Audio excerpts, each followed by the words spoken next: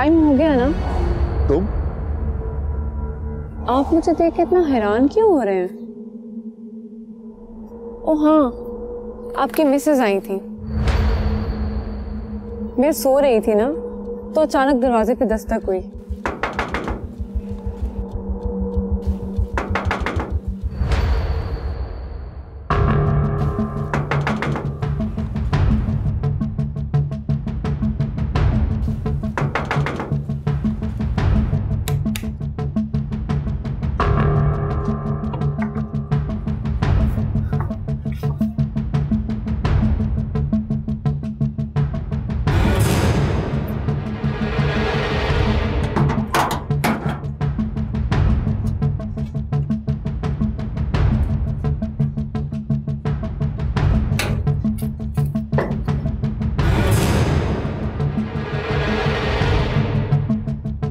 अच्छा, तो नौबत यहां तक आ पहुंची कि सिकंदर मेरी गैर मौजूदगी में तुम जैसी लड़कियों को। आप कौन?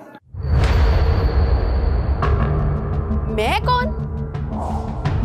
मेरे घर में मुझे से पूछ रही हो कि मैं कौन? तुम बताओ तुम कौन हो और तुम्हारा मेरे शौहर से क्या ताल्लुक है?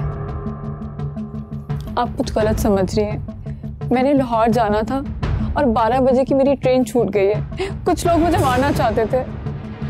आपके हस्बैंड ने मेरी हेल्प की है। वो मुझे खुद यहाँ छोड़ के गए हैं। वैसे आपकी मिसेज आपकी तरह बहुत अच्छी है।